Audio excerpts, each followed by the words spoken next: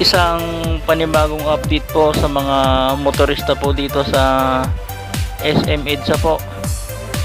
Para sa lahat po ng mga hindi pa po nakakapag-drive ng mga motorcycle po dito o kaya 4 wheels po na gustong mag-drive, ito po yung latest update po dito guys. Ayan, kung makikita nyo po dito, medyo mabagal lang po yung mga takbo ng mga sasakyan po dito.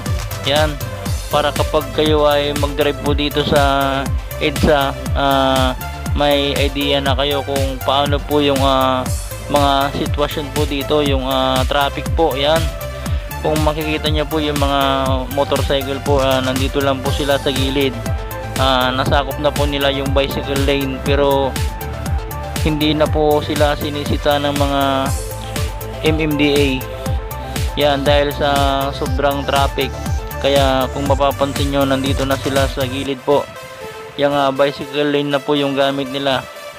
At para po sa mga beginner po na hindi pa nakakapag-drive po dito sa EDSA, lahat po ng mga kalsada po pwede po nating tahakin po. Yan, kasi dati ang pag motorcycle lane ka lang.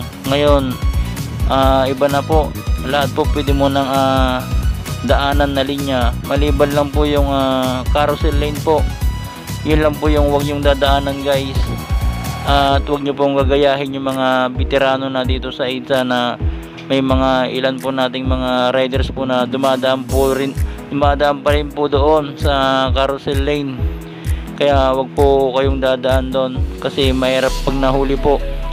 Yan, magkakaroon po kayo ng aberya. Yan, ito po yung latest update po. Grabe po, 5:30 na po ito ng hapon, October 11, 2023 po. Yan, bali papasok na ako ng trabaho at madadaanan ko lang din naman ito, kaya nag-video na ako dito para ma-update po yung mga kababayan po natin na gusto pong malaman yung mga latest update po dito sa EDSA, lalong lalo na yung mga gusto pong mag-drive ng motorcycle po dito at yung mga 4 wheels po na hindi pa po nakakapag-drive dito sa EDSA.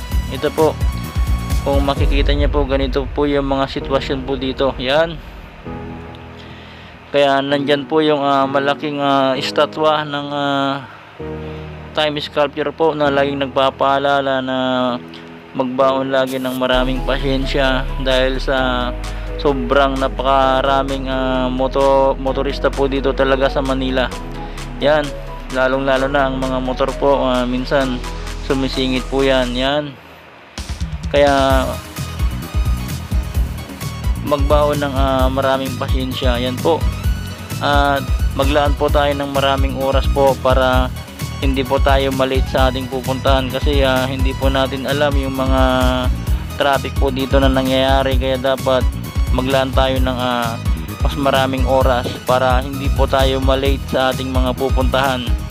Ayan po, para hindi po tayo nagmamadali palagi. Yan,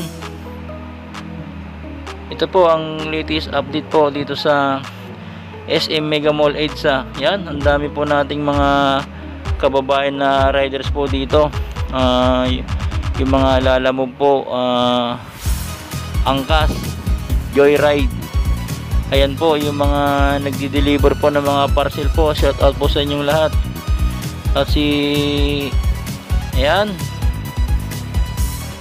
yan na po yung MRT guys. Yan, ayan po yung pinaka madaling transportasyon po dito sa EDSA.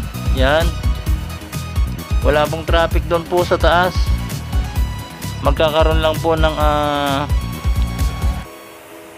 traffic minsan kapag nag-red light po sila, kapag yung nasa station pa yung isang train tapos pasunod ka po.